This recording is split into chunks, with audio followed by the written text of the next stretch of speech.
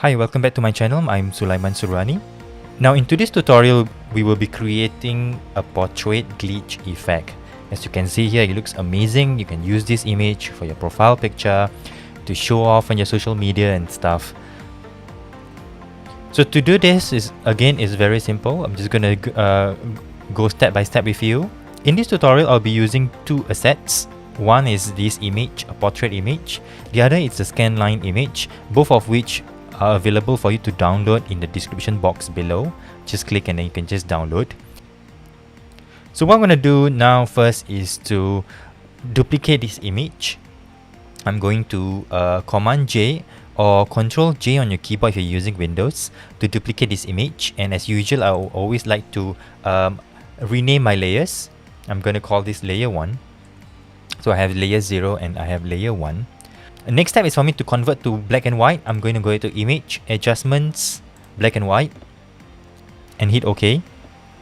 So I have layer 1 in black and white. And I'm going to duplicate layer 1, Command J, double click on layer 1 copy. And under Advanced Blending, I would like to switch off my red channel and hit OK. And what I'm going to do, I'm going to just simply click on layer 1 copy and click and just drag it to the right. Alright, I'm going to drag about this much so that I can see the two colors, the two tones. Alright, and what I'm going to do is I'm going to import my second asset. I'm going to click open. And again, this image here, Scanlines, is available in the description box below. You can just download it. I will have to rescale this, Command T on the keyboard for Mac, Control T on the keyboard for Windows. I'm going to fill it up, the whole entire image, and press enter. And on layer 2, I'm going to select, I'm going to change it to overlay and bring down the opacity. I'm going to bring down to maybe about 80%, about 82%. I'm going to select these three layers and I'm going to group them.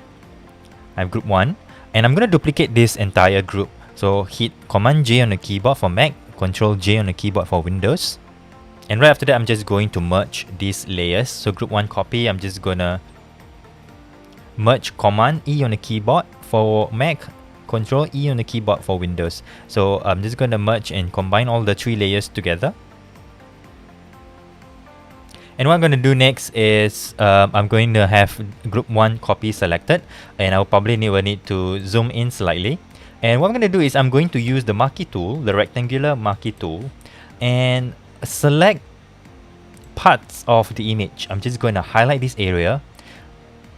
I press Command and hold, and I'm going to drag this to the right. As you can see, I'm actually dragging that particular selected area to the right, and I'm going to release, right? And I'm going to deselect this, Command D on the keyboard.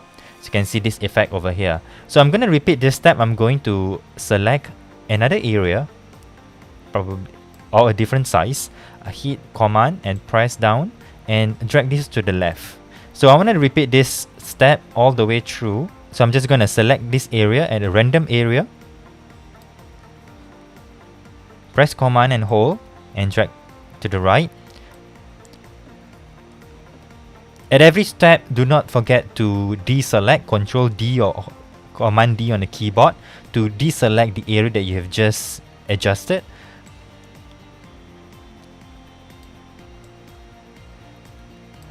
Okay, so remember to deselect, because if you don't, I'm just giving an example here. So if I select this area, if I press a command and select it, drag it to the right, and if I've forgotten to deselect one, and if I just continue with the next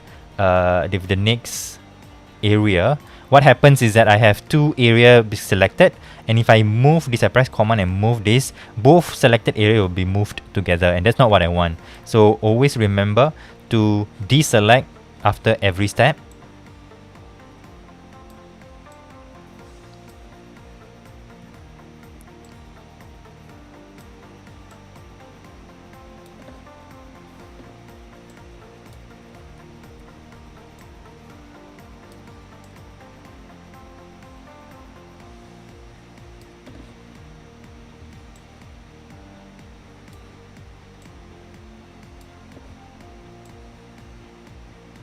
This is pretty much done. So what I'm going to do is I'm going to go hit down to the layer panel Hit all the way down and click on gradient.